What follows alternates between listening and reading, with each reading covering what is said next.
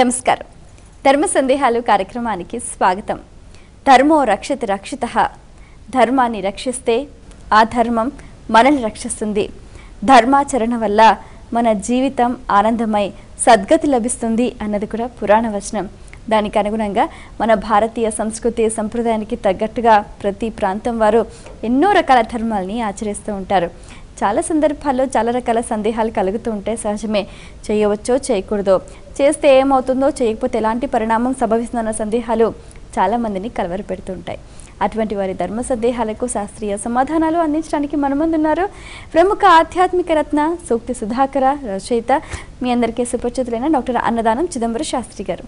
వారితో మాట్లాడి మరిన్ని విషయాలు వారి మాటలో తెలుసుకుందాం. ఈనాటి కార్యక్రమాన్ని ప్రారంభిద్దాం. నమస్కారం అండి. నమస్కారం అమ్మా. మొదటి ఉత్తరం చూద్దామండి. ఈమెయిల్ ద్వారా ఉషా రాస్తున్నారు, స్త్రీలు మంగళసూత్రం తాడు మార్చటానికి ప్రత్యేకమైన పద్ధతి ఉందా, తెలియచేయగలరు అంటూ రాస్తున్నారు. మంగళసూత్రం తాడు పెరిగింది అంటారు. ఆ శబ్దము కూడా పొరపాటున పలకము అంటే మన సంస్కృతి యొక్క విశిష్టతను అర్థం చేసుకోవాలి. మంగళసూత్రం తాడు తెగింది అని పొరపాటును కూడా అనరు, అనకూడదు. పెరిగింది, పసుపు నిండుకుంది, కుంకుమ నిండుకుంది, ఇది మన సంస్కృతి యొక్క విశిష్టత. పసుపు అయిపోయింది, కుంకుమ అయిపోయింది అంటే శుభప్రదమైనటువంటి వాటి విషయంలో చెడు పలకను కూడా పలకనటువంటి సంస్కృతి మనది.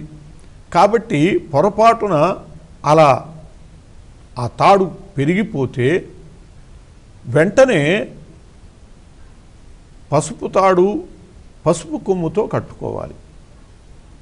అది దాంతో సమానం, తద్వత్తు. అప్పుడు మాత్రమే దీన్ని యువతలకి తీసి మళ్ళీ సిద్ధం చేసుకోవాలి. ఈ పసుపు తాడు పేనుకోవాలి. లేకపోతే నాంతాడు అని చెప్పి బంగారపుది చేయించుకుంటూ ఉంటారు. ఆ బంగారపు దానికి సరైనటువంటి సరి చేసుకుని వెంటనే వీలైనంత తొందరగా సరి చేసుకుని దాన్ని మంగళవారం కాకుండా, ముఖ్యంగా మంగళవారం శుక్రవారం కాకుండా, ముఖ్యంగా బుధ గురువారాల్లో సమస్య లేనిది అటువంటి రోజులలో దాన్ని గుచ్చుకోవాలి. అలా నల్లపూసల తాడు కానీ మంగళసూత్రం తాడు కానీ ఎప్పుడు పడితే అప్పుడు కాకుండా సంధ్యా సమయాల్లో చేసుకోవటము, ఇలాంటిది కాకుండా యోగ్యమైనటువంటి సమయాలలో ఇంకా నియమాల్ని పాటించదలుచుకున్న వాళ్ళైతే తారాబలం కూడా చూసుకుని నైధన తార అటువంటి ప్రమాదకరమైనటువంటి తారలు కాకుండా మంచి తారలు చూసుకుని మంచి రోజున దానికి కావలసినటువంటి ఏర్పాట్లు చేసుకుని దానికి కట్టుకోవటం మంచిది. అందుకోసమని వీలైనంత తొందరగా చేసుకోవాలి, కానీ మంచిది కుదరలే అని ఒక 4 రోజులు అట్లాగే కాలక్షేపణ చేయటం కూడా మంచిది కాదు. ఏదైనా వెంటనే పసుపు కొమ్ము కట్టుకోవటము, మంచి రోజును చూసుకుని, మంగళవారం అస్సలు పనికిరాదు, మంగళవారం శుక్రవారాలు అట్లాంటివి కాకుండా మిగతా రోజుల్లో ముఖ్యంగా ఈ బుధ గురు వారాల అయితే శ్రేయస్కరమైనటువంటివి. ఆ వారాల్లో అవి శుభగ్రహాలకు సంబంధించినటువంటి వారాలు. ఆ రోజుల్లో మంగళ సూత్రాన్ని సిద్ధం చేసుకుని కట్టుకోవటం అనేటటువంటిది శ్రేయస్కరం. మరి ఉత్తరం చూద్దామండి. ఈమెయిల్ ద్వారా భరత్ రాస్తున్నారు, ఆధ్యాత్మిక పరంగా శుచి శుభ్రత అంటే ఏమిటి, తెలియచేయగలరు అంటూ రాస్తున్నారు. శుచి శుభ్రత అనేటటువంటివి ఆధ్యాత్మిక పరంగా అంటే మామూలు ఆరోగ్య దృష్ట్యా శాస్త్ర దృష్ట్యా కాకుండా ఒక దైవ కార్యక్రమాల్ని చేయటానికి అర్హతగా ఆలోచించుకున్నప్పుడు మనము చక్కగా స్నానం చేయాలి. స్నానమూల క్రియా సర్వాహ అని శాస్త్రం చెబుతోంది. మనం చేసేటటువంటి పుణ్యకార్యాలన్నీ కూడా ఆధ్యాత్మిక కార్యక్రమాలన్నిటికి కూడా మూలమైనటువంటిది స్నానమూలాహ. స్నానమే మూలంగా కలిగినటువంటివి. ఎందువల్లంటే అలా స్నానం చేయకుండా పాలిగ్రాఫ్ చేయబోతే గోపాల్ అనేటటువంటి ఆయనకి అది రాక ఎవరన్నా నా పక్కనున్న వాళ్ళు స్నానం చేయలేదా అని అడిగి, అంటే పక్కనున్న వాళ్ళు స్నానం చేయకపోయినా దాని ప్రభావము ఆధ్యాత్మికత మీద పడుతుంది అని చెప్పబడుతుంది. అందువల్లనే దేవాలయాల దగ్గరికి దేవాలయాల్లోకి స్నానం చేయకుండా రావద్దంటారు. నా కోసమని అని చెప్పి అనుకోకూడదు. వాడు రావటం వల్ల ఆ పరిసరాలకు కూడా శ్రేయస్కరం కాదు అని అర్థం. అందువల్ల చక్కగా స్నానం చేయటం మొట్టమొదటి విధానం. అట్లాగే వస్త్రధారణ, శుచైనటువంటి వస్త్రాలు ధరించడం, అంటు ముట్టు అంటినటువంటి బట్టలు కట్టుకోకూడదు. బట్టలు మార్చుకోవటమే లక్ష్యం కాదు. వాడినటువంటి బట్టలు, ఏవైనా చిన్న చిన్న కాలకృత్యాలు తీర్చుకున్నటువంటి బట్టలు అసలు పనికిరావు. అలా కాక మంచి బట్టలు కట్టుకుని దేవాలయానికి ఆధ్యాత్మిక కార్యక్రమాలకి పూనుకోవాలి. ఆ మంచి బట్టలు కూడా ఉతికినవే కానీ రజస్సులైనటువంటి వాళ్ళు తీసుకొచ్చి ఇచ్చారనుకోండి, అవి ఇస్త్రీవైనా కూడా ఉతికినవైనా కూడా అవి అశుచి అయిపోతాయి. అట్లాంటి ఏ అశుచి సోకనటువంటి వస్త్రాలు ధరించాలి. అందుకనే ధావళి వంటివి కట్టుకోమంటారు. ఆడవాళ్ళైతే కాశీ పట్టు ఉంటుంది, కాశీ పట్టు చీరలు, అట్లాంటి వాటికి నారచీరలు లాంటివి, వాటికి ఏ దోషం అంటారు. అందువల్ల ఆధ్యాత్మికమైన కార్యక్రమాలు నెరవేర్చుకోదలుచుకున్నటువంటి వాళ్ళు తప్పకుండా అట్లాంటి నారచీరలు లాంటివి, ధావళీలు లాంటివి కట్టుకునేటట్లయితే ఏ దోషము వాటికి అంటదు, ప్రమాదం లేదు. కాబట్టి వాటిని వినియోగించుకోవటం చాలా ముఖ్యం. వస్త్రాల దగ్గరికి వచ్చేటప్పటికి అట్లాంటి వస్త్రాలు ధరించాలి.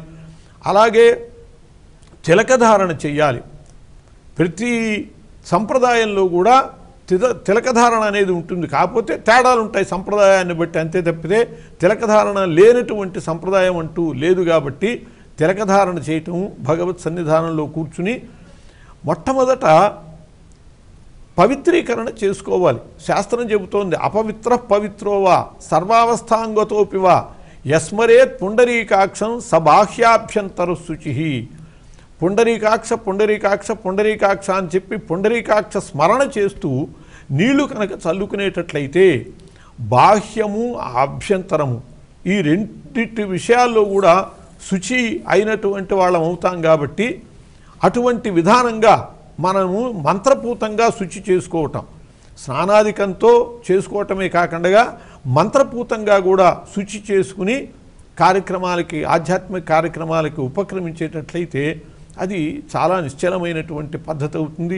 ఇక ఆధ్యాత్మిక విషయాల్లో శుచి అనుకున్నప్పుడు చాలామంది ఇవాళ ఈ వేగవంతమైనటువంటి జీవన విధానంలో సమయం చాలదండి, అందువల్ల ప్రయాణం చేస్తూనే మరి బండి మీద ఉండే చదువుకుంటూ ఉంటాము అని. బండి మీద ఉన్నారు అంటే తప్పకుండా పాదరక్షలు కూడా ఉంటాయి. అలా చదువుకోవటం అంత శ్రేయస్కరం కాదు.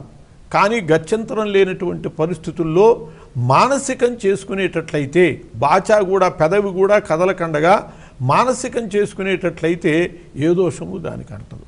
అందువల్ల అటువంటి శుచి నియమాలని ఆధ్యాత్మిక కార్యక్రమాల విషయంలో పాటించేటట్లయితే మనం చేసినటువంటిది సద్వినియోగం అవుతుంది. కానీ శుచి లేకుండా ఎలా పడితే అలా చేసి మనస్సు ప్రధానం అండి, శరీరం ఎట్లా ఉంటే ఏం, బట్టలు ఏవైతే ఏం, అజ్ఞానులు అయినటువంటి వాళ్ళు అనుకుంటారు భగవంతుడు మనస్సుని చూస్తాడు కానీ ఈ గుడ్డలును శరీరం చూడడు, ఇది అనుకుంటే చాలా పొరపాటు. అలా అన్నటువంటి ఆయనకి చక్కగా మనం విస్తరేసి లడ్లు, పరమాన్నము, పాయసము అన్నీ భోజనం విస్తట్లో వడ్డించి ఆ విస్తరికే ఒక పక్క పసివిల్లాడి మలం అంటించాలి. అప్పుడు అది తింటాడో తినడో. ఆ పక్కనుంటే ఏమయ్యా ఇవన్నీ మంచి పదార్థాలుగా తినొచ్చుగా, విస్తరుకుంటే ఏమి, పదార్థం ముఖ్యం కానీ విస్తరా ముఖ్యం అని అడిగితే ఏమంటాడు, విస్తరి ముఖ్యమే అంటాడు అక్కడ. అలాగే శరీరం కూడా ముఖ్యమే, మనస్సుతో పాటు శరీరానికి కూడా శుచి అవసరం. అందువల్ల ఆధ్యాత్మిక కార్యక్రమాలకి మనము పైకి పలుకుతూ చేయదగినటువంటి చేసేటటువంటి వాటికైతే తప్పకుండా స్నానము, వస్త్రధారణం ఇటువంటి విషయాల్లో శుచిని పాటించి తీరాలి. అలా కాక విడిగా చేసుకునేటట్లయితే మానసికం చేసుకోవాలి. ఆ మానసికం చేసుకునే దానికి కూడా ఎలా పడితే అట్లా ఎప్పుడైనా చేసుకోవచ్చు అన్నారు కదా అని చెప్పి మరీ ఘోరమైన అశుచి పరిస్థితుల్లో చేసుకోవటం. మరి ఉత్తరం చూద్దామండి. ఈమెయిల్ ద్వారా శ్రీకాంత్ రాస్తున్నారు, వాస్తు ప్రకారం ఇంట్లోని ఏ ప్రదేశంలో శ్రాద్ధ కర్మలు నిర్వహించాలి తెలియజేయగలరు అంటూ రాస్తున్నారు. సహజంగా ఇంట్లో మనం దైవ కార్యక్రమాలు ఈశాన్య భాగంలో చేస్తాం. శ్రాద్ధ కర్మలు చేసేటప్పుడు ఈ శ్రాద్ధ కర్మలకి అగ్నిహోత్రం కూడా కావాలి. అగ్నిహోత్రం పెట్టదగినటువంటి భాగము ఆగ్నేయ భాగం. అలాగే దక్షిణము దీనికి ముఖ్యమైనటువంటి భాగము కాబట్టి ఆగ్నేయ భాగానికి అనుబంధంగా ఈ కార్యక్రమాలు నిర్వహించుకోవటం మంచిది. ఎందువల్లంటే ఆగ్నేయం చేసుకునేటటువంటి వాడు ఇటు తూర్పు తిరిగి ఆచమన విధానం అనేటటువంటిది ఎప్పుడు కూడా తూర్పు తిరిగే చేయాలి. తద్దినాలు పెట్టేటప్పుడు కానీ ఏ కార్యక్రమాలు పైతృక కార్యక్రమాలు నిర్వహిస్తున్నా తూర్పు తిరిగే చేయాలి. కాబట్టి ఆ తూర్పుకి అనుబంధంగా ఉంటుంది ఆగ్నేయం కనుక అయ్యేటట్లయితే. అట్లాగే మనకి కుడివైపున పితృస్థానంగా అంటే వాళ్ళు ఉత్తర దిక్కున తిరిగి పితృస్థానంలో కూర్చునే వాళ్ళు ఉంటారు. తద్దినాలు పెట్టేటప్పుడు పితృస్థానంలోనూ విశ్వేదేవస్థానంలోనూ బ్రాహ్మణుల్ని కూర్చోబెడతారు. అందువల్ల మనకి పితృస్థానానికి సంబంధించినటువంటి వాళ్ళు దక్షిణం దిక్కున అంటే ఉత్తరం తిరిగి దక్షిణ భాగంలో ఉంటారు. అట్లాగే పశ్చిమ భాగంలో తూర్పుకి తిరిగి విశ్వేదేవస్థానంలో కూర్చునేటటువంటి వాళ్ళు ఉంటారు. కాబట్టి మనం పశ్చిమం ఉండేట్లయితే వీళ్ళని తూర్పును కూర్చోబెట్టి పశ్చిమం తిరిగేటట్లుగా పెట్టాల్సి వాళ్ళనేమో ఉత్తరం కూర్చోబెట్టి దక్షిణం తిరిగేటట్లుగా పెట్టాల్సి అవి మా దిక్కులు మార్చడానికి వీల్లేదు. అందువల్ల భోక్తలైనటువంటి వాళ్ళు పితృస్థానంలో కూర్చునే వాళ్ళు ఉత్తర దిక్కుకి, విశ్వేదేవస్థానంలో కూర్చునే వాళ్ళు తూర్పు దిక్కుకి తిరిగి కూర్చోవాలి. కాబట్టి తప్పకుండా మనము ఆగ్నేయ భాగంలో పెట్టుకునేటట్లయితేనే దీనికి అనుకూలంగా ఉంటుంది. తప్పితే ఈశాన్య భాగంలో పెట్టడానికి వీల్లేదు. ఎందువల్లంటే అది దేవస్థానం. ఇక వాయువ్య భాగంలో కుదరరు. ఎందువల్ల ఇటు తూర్పు దిక్కు తిరిగి పడమరను కూర్చునేటటువంటి ఆయన, అటు ఉత్తర దిక్కు తిరిగి దక్షిణ కూర్చునేటటువంటి ఆయన మధ్య నుంచి మనం కార్యకలాపాలు చేయాల్సింది. వాళ్ళ మధ్య నుంచి ఏ కలాపాలు చేయకూడదు.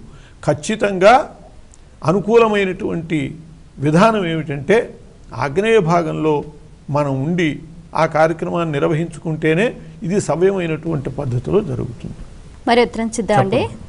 ఈమెయిల్ ద్వారా సుభాష్ రాస్తున్నారు, భార్య లేకుండా భర్త తీర్థయాత్రలకు వెళ్ళవచ్చా, తెలియచేయగలరు అంటూ రాస్తున్నారు. తీర్థములందు గురుంకులుడేటప్పుడు అంటే గంగా నది, త్రివేణి సంగమము, ఇటువంటి పవిత్ర తీర్థములు అంటే జలములు, వాటిల్లో స్నానం చేసేటప్పుడు భార్యాభర్తలు ఇద్దరూ కూడా కొంగులు ముడివేసుకుని స్నానం చేయాలి. సంకల్పం చెప్పుకుని స్నానం చేయాలి. భార్య లేకపోతే ఎవరితో ముడేసుకుంటాడు అక్కడికి వెళ్ళి. కాబట్టి కూడనటువంటి పరిస్థితి అది. భార్యను తప్పకుండా వెంట తీసుకుని వెళ్ళి ఆ భార్యతో కొంగుముడి వేసుకుని స్నానం చేయటం అనేటటువంటిది శాస్త్రవిధి. ఒకవేళ కుదరకపోతే అనారోగ్యము, ఆమె కదలలేదు, రాలేదు, మరి తనన్నా చేయదలుచుకున్నటువంటి తీర్థయాత్రలు చేసి వచ్చి ఆ ప్రసాదమో ఆ తీర్థమో అది ఆమెకి ఇచ్చి, భార్యకి అర్ధాంగికి ఇచ్చి ఆమెకు కూడా తన పుణ్యాన్ని పంచిపెట్టదలుచుకునేటట్లయితే అది యోగ్యమైనటువంటి పద్ధతి. అప్పుడు ఒంటరిగానే వెళ్ళాల్సి తప్పదు. కాబట్టి భార్య అనారోగ్యంలో ఉండి రాలేదు కాబట్టి. కానీ అప్పుడేమి చేయాలంటే భార్యకి సంబంధించినటువంటి ఏ రవికో తీసుకువెళ్ళాలి, తోడు తీసుకువెళ్ళాలి. ఆ రవికిని నడుముని కట్టుకునో లేకపోతే బొడ్లో దోపుకునో, అంటే భార్యతో సమానంగానే మనం భావిస్తాం దాన్ని. భార్య యొక్క ప్రతినిధిగా దాన్ని మనం తీసుకువెళ్ళి దానితో ఈ కలాపాలు అన్నీ నిర్వహించటం ద్వారా భార్యతో కలిసి చేసినటువంటి పరిస్థితి కొంతైనా ఉంటుంది. కానీ అసలు భార్య లేకుండా చేయటం మంచిది కాదు. భార్య రాలేనప్పుడు మాత్రమే ఇటువంటిది చేసుకోవాలి. అంతేగాని పుణ్యం భార్యకి రాకుండా పూర్తిగా నేనే సంపాదించుకోవాలనేటటువంటి దురాలోచనతో కానీ, లేకపోతే దానికెందుకు నేను హాయిగా స్వేచ్ఛగా తిరిగి వస్తాను అని చెప్పి ఆ స్వేచ్ఛ దృష్టితో కానీ భర్త ఒక్కడు అంటే పురుషుడు ఒక్కడు బయలుదేరి తీర్థయాత్రలు చేయటం అంత సరైనటువంటి పద్ధతి కాదు. ఆమె అర్ధాంగి, దేహంలో సగము ఆమె. అటువంటి ఆ సగము లేకుండా సగాంతోనే వెళ్ళటం అనేటటువంటిది శ్రేయస్కరం కాదు. ఈ రేవికి తీసుకువెళ్ళటం అటువంటిది ఎప్పుడంటే అభావంలో, ఆమె తప్పకుండా రాలేదు అనుకున్నప్పుడు మాత్రమే ఇలాంటివి చేయాలి. కానీ ఒంటరిగా వెళ్ళదలుచుకుని ఇదొక ఉపాయం ఉన్నదిగా అని చెప్పి తన బట్టలతో పాటు ఒక రేవిక పెట్టేసుకుని వెళ్ళి స్వేచ్ఛగా అలా వీక్షణ చేసి వచ్చేస్తే అది అంత శ్రేయస్కరమైన పద్ధతి కాదు. శాస్త్రీయమైన పద్ధతి ఏంటంటే భార్యతో సహా వెళ్ళి చక్కగా తీర్థయాత్రలు సేవించటమే పరిపూర్ణమైనటువంటి పుణ్యప్రదమైన విధానం. మరి అత్తుల వారి సందేహాన్ని చూద్దామండి. ఈమెయిల్ ద్వారా సుధాకర్ రాస్తున్నారు, శివలింగాన్ని నంది కొమ్ముల మధ్య నుంచి ఎందుకు చూస్తారు, తెలియచేయగలరు అంటూ రాస్తున్నారు. మనము ఒక్కొక్క దేవాలయానికి ఒక్కొక్క ప్రత్యేకమైనటువంటి విధానం ఉంటుంది. శివాలయంలో ఉండేటటువంటి ఆచరణ ప్రత్యేకమైనటువంటిది. ప్రదక్షిణాలు కానీ మనం మామూలుగా దేవాలయాల్లో ప్రదక్షిణం చేస్తాం. శివాలయంలో చండీ ప్రదక్షిణము అని చేయాలి. ఆ చండీ ప్రదక్షిణం చేసేటప్పుడు అప్రదక్షిణంగా కూడా తిరుగుతాం. ధ్వజస్థానం దగ్గర నుంచి ధ్వజము నుంచి బయలుదేరి వెళ్ళి చండీశ్వరుడి దగ్గరికి వెళ్ళి అక్కడి నుంచి వెనక్కి తిరిగి వస్తాం అప్రదక్షిణంగా. చండీ ప్రదక్షిణము అని చెప్పి శివాలయానికి ప్రత్యేకంగా ఉన్నది. అట్లాగే శివ దర్శనం విషయంలో కూడా శివుడికి అభిముఖంగా ఎవ్వరూ ఉండలేం. వాస్తుశాస్త్ర రీత్యా కూడా ఇల్లు కట్టుకునేటటువంటి వాడు శివాభిముఖంగాను విష్ణు పృష్ఠానికి శక్తి పార్శ్వానికి ఇల్లు కట్టుకోకూడదు. శివాలయానికి ఎదురుగా ఇల్లు కట్టుకోకూడదు. ఎందుకంటే శివుని యొక్క దృష్టి మనం భరించలేం. అటువంటి ఆ దృష్టిని మనం డైరెక్ట్గా చూడటం అనేటటువంటిది శ్రేయస్కరం కాదు. అందువల్ల ఆ నందీశ్వరుని యొక్క రక్షణ మనం కోరుకుంటాం. అందువల్లనే శివుడికి ముందు నందీశ్వరుడు ఉంటాడు. ఆయన యొక్క శక్తి ఏదైనా ఉంటే ఆయన భరించగలడు తప్పితే మనం భరించలేం. కాబట్టి ఆ నందీశ్వరుని ద్వారానే, అందువల్లనే నంది శంకరయోర్ మధ్య తస్య పుణ్యం వినశ్యతి అని చెప్పి నందికి శివుడికి మధ్యలోంచి అసలు మనం నడవకూడదు. ఆ పరమశివుని యొక్క తేజస్సు ఆ నందీశ్వరుడి వైపే పడుతూ ఉంటుంది. మనకది శ్రేయస్కరం కాదు. అలా ఆయన దర్శనం చేయదలుచుకున్నప్పుడు కూడా నందీశ్వరుడు మీద మనం చేపెట్టి ఎడమ చేత్తో ఆ నందీశ్వరుని యొక్క వృషణములు తాకుతూ అలా నమస్కారం మనము దర్శనం చేయటం వల్ల ఆ శివుని యొక్క తీవ్రమైనటువంటి దృష్టి మన మీద పడదు. అలా ఆ దృష్టి మన మీద సోకకండగా ఆ నందీశ్వరుని యొక్క అనుగ్రహంతో ఆయన రక్షణతో మనం శివ దర్శనం చేసుకోవటం అనేటటువంటిది శ్రేయస్కరం. కాబట్టి అందువల్ల శాస్త్రము ఆ విధంగా చెప్పింది. ఆ నందీశ్వరుని సంతృప్తిపరుస్తూ నందీశ్వరుని నిమిరటం ఆయనకి ఇష్టమైనటువంటి పద్ధతి. అలా నందీశ్వరుడి ద్వారానే పరమశివుణ్ణి దర్శనం చేసి మనము ఆయన యొక్క అనుగ్రహానికి పాత్రలం కావాలి తప్పితే నేరుగా మనం శివుని దర్శనం చేయగలిగినటువంటి శక్తి కలిగినటువంటి వాళ్ళం కాదు అని అర్థం. కానీ ఆ నియమాన్ని పాటించకుండా ఇష్టం వచ్చినట్టు చేస్తే ఏమవుతుంది అనుకునేటటువంటి దానికి ఏ నియమం పాటించినటువంటి వాడికైనా అదే సమాధానం.